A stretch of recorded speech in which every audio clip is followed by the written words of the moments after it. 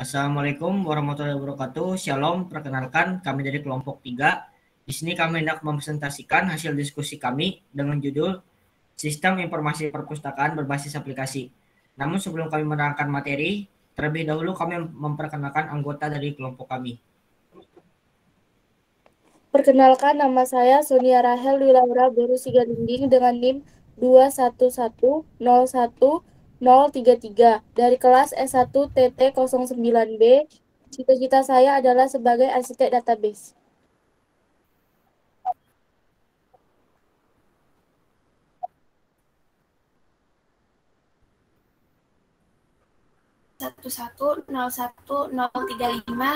dari kelas S1 TT09B.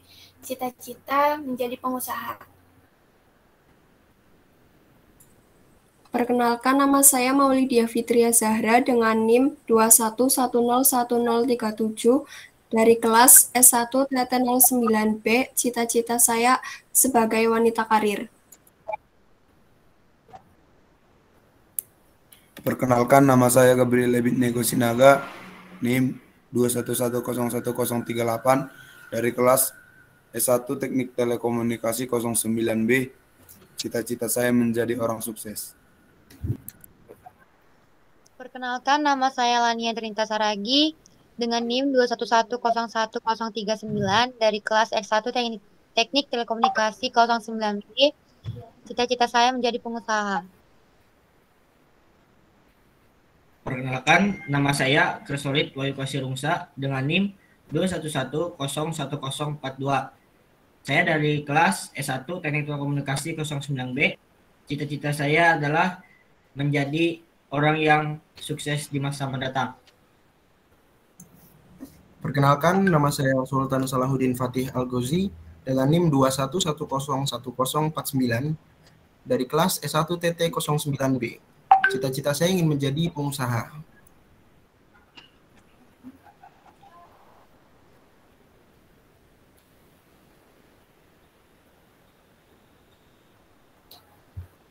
Selanjutnya kita masuk ke presentasi dari materi.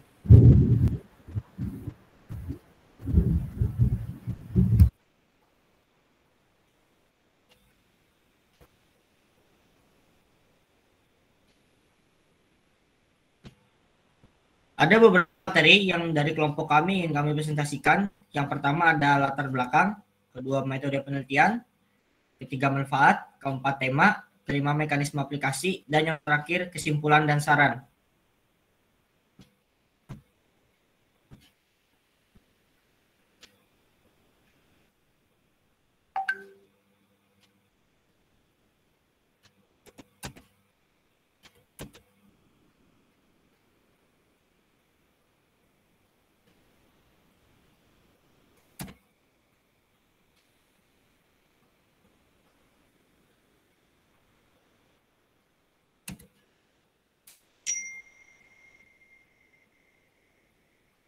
Untuk materi yang pertama adalah latar belakang. Kepada rekan saya Maulidia, saya persilahkan. Materi yang pertama yaitu latar belakang. Seiring dengan kemajuan teknologi dan informasi yang berkembang saat ini, yang mencakup hingga ke berbagai aspek dalam semua bidang pada kehidupan manusia, dimanfaatkan dalam sebuah sistem untuk membangun perpustakaan digital berbasis aplikasi. Komputer sebagai salah satu alat elektronik dipergunakan sebagai sarana pengaksesan sistem untuk menampilkan informasi yang dicari yang dapat mengefisienkan waktu dan pekerjaan secara cepat dan tepat.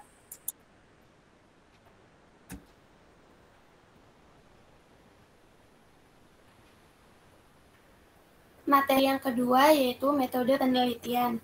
Dalam pembuatan laporan ini, kami memperoleh data dan informasi yang diperlukan dengan menggunakan beberapa metode.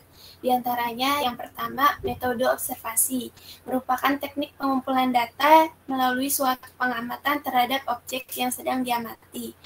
Metode yang kedua yaitu metode pustaka, yaitu mengumpulkan data dan informasi dari dokumen baik yang berbentuk tertulis, gambar, maupun dokumen elektronik yang didapat agar dapat membantu proses pembuatan laporan.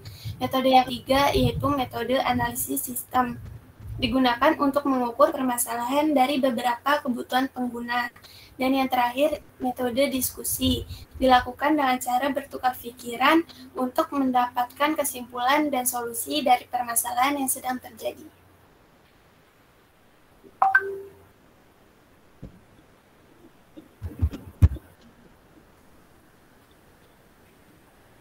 Selanjutnya ada materi yang ketiga, yaitu manfaat. Manfaat dari pembuatan laporan adalah 1.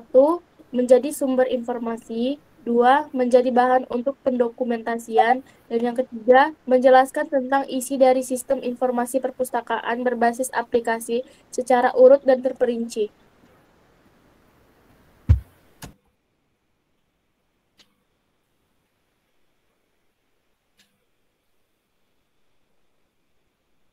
Selanjutnya, tema sistem informasi perpustakaan berbasis aplikasi yaitu perpustakaan adalah sebuah tempat belajar yang berada di lingkungan sekolah yang dimana di perpustakaan sendiri terdapat buku, majalah, atau bahan penelitian. Perpustakaan berbasis aplikasi memiliki sistem di mana peminjam dapat mengakses informasi mengenai buku atau jurnal yang dicari dan memberikan instruksi untuk mempermudah akses peminjaman dan pengembalian buku.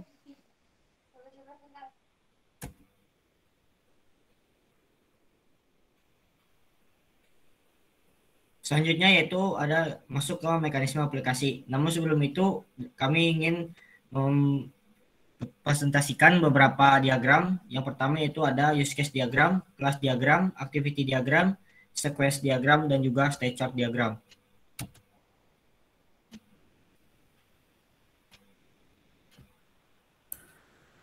Baiklah, di sini saya akan menjelaskan beberapa dari diagram yang kami gunakan dalam sistem aplikasi yang kami gunakan. Yang pertama ada use case diagram. Use case diagram merupakan gambaran dari beberapa interaksi pengguna dengan sistem yang dibuat melalui pembuatan model diagram.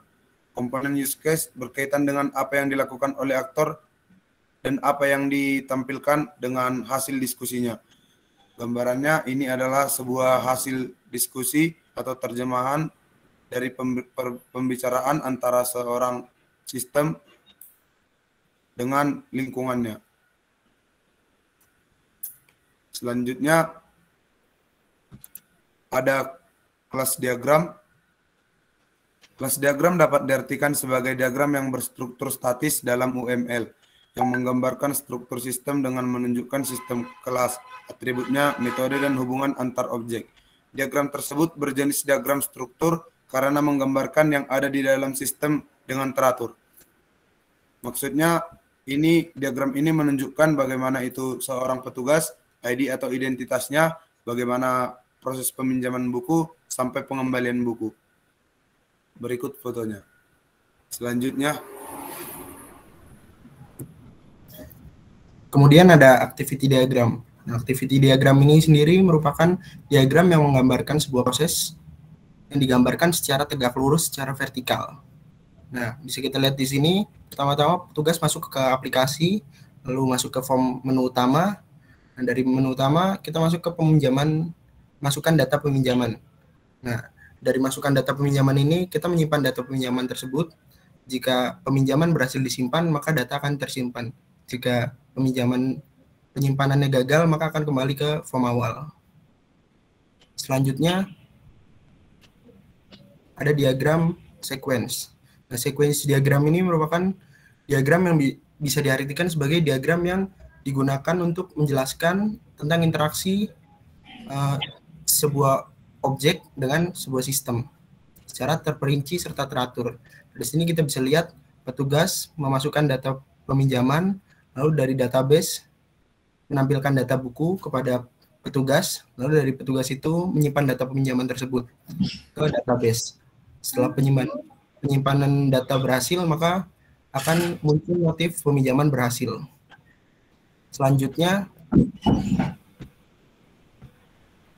ada state chart diagram. Nah, state chart diagram ini merupakan sebuah diagram yang menggambarkan dan memperlihatkan serta mendeskripsikan suatu perilaku sebuah sistem. Berikut ini gambarnya. Kemudian kita akan masuk ke demo aplikasi yang akan dibawakan oleh Wahyu. Oke, selanjutnya kita masuk ke dalam demo aplikasi dari aplikasi yang kami buat. Kami di sini menggunakan 3 aplikasi, yaitu yang pertama ada aplikasi MySQL, SAMPP, dan juga aplikasi Visual Studio. Namun sebelum itu kita masuk ke dalam aplikasi SAMPP. Di sini masuk ke aplikasi SAMPP, kita terlebih dahulu mengaktifkan database, yaitu Everest dan MySQL.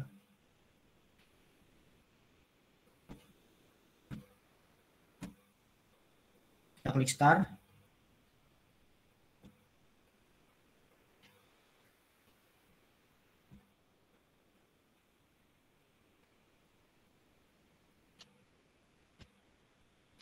Oke, juga jika tampilannya begini, artinya database tersebut telah aktif.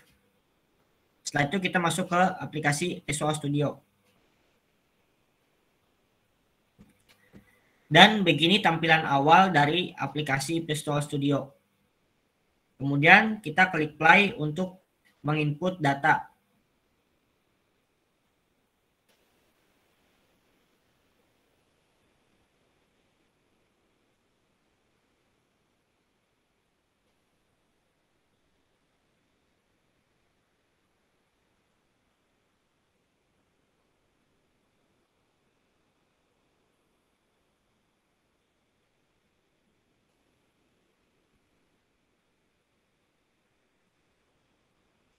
Oke, setelah diklik play muncullah tampilan seperti ini. Berarti kita tinggal memasukkan data.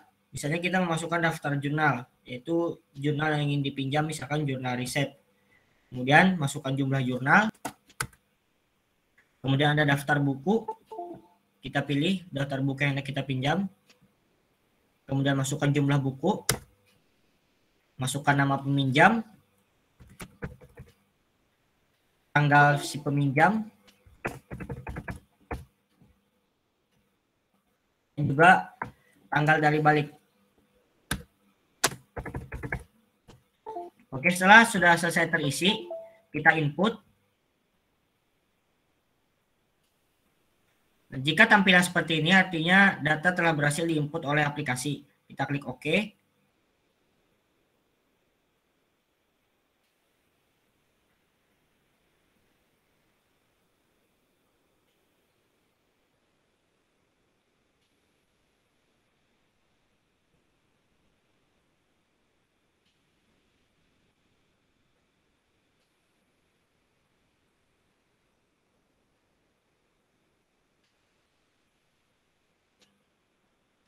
Dan tampilannya akan seperti ini jika data tersebut sudah masuk di dalam aplikasi, yaitu muncul nama, daftar jurnal, jumlah jurnal yang dipinjam, daftar buku, jumlah buku yang dipinjam, dan juga tanggal pinjam dan tanggal balik. Kemudian jika kita sudah selesai mengembalikan buku dan ingin menghapus data dari aplikasi, kita klik play lagi.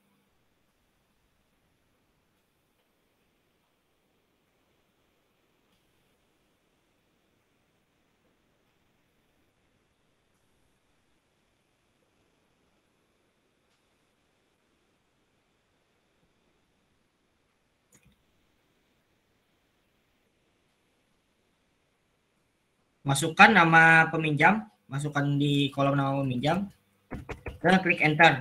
Dan otomatis dengan sendirinya data yang tadi tersimpan dalam aplikasi muncul.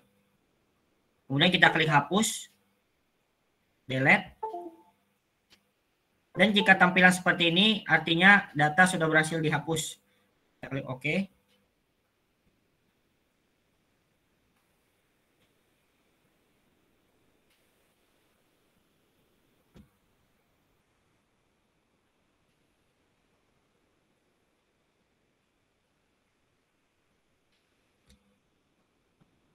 Dan demikian begitulah demo aplikasi dari sistem informasi berbasis aplikasi yang kami bikin. Kemudian kita masuk ke materi yang terakhir, yaitu ada kesimpulan dan saran. Kepada rekan saya Lania, saya persilahkan. Dalam laporan ini dapat ditarik kesimpulan sebagai berikut. Yang pertama, aplikasi perpustakaan otomatis lebih efisien daripada menggunakan beberapa aplikasi yang terpisah dengan database yang berbeda. Yang kedua, riwayat pencarian peminjaman pribadi dapat membantu dalam menemukan informasi buku yang sedang atau telah dipinjamkan. Yang ketiga, aplikasi perpustakaan lebih memudahkan dalam pengoperasiannya daripada harus mencatat di buku atau lewat kertas dan juga lebih nyaman dalam menggunakannya. Dan yang terakhir itu, kami bisa menarik kesimpulan bahwa aplikasi perpustakaan ini terdiri dari pengolahan data anggota, data buku, transaksi peminjaman, dan pengembalian buku, dan juga laporan peminjaman dan pengembalian buku. Dan saran yang dapat diambil dalam aplikasi ini adalah, dalam aplikasi ini masih jauh dari kata sempurna, maka dari itu masih banyak yang harus dikembangkan. Di antaranya, 1. Aplikasi yang menampilkan form login. Kedua, aplikasi yang menampilkan laporan denda bagi yang telat mengembalikan buku. Yang ketiga, aplikasi yang dapat menampilkan data peminjam. Keempat, aplikasi pengelolaan non-buku. Dan yang kelima, aplikasi pengelolaan anggota baru atau anggota lama.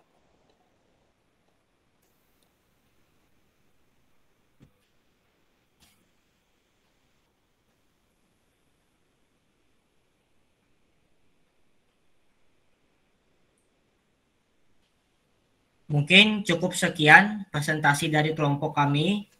Jika ada salah kata atau salah kalimat dalam presentasi tadi, kami mohon maaf yang sebesar-besarnya. Terima kasih untuk waktunya. Terima kasih dan Assalamualaikum warahmatullahi wabarakatuh. Shalom.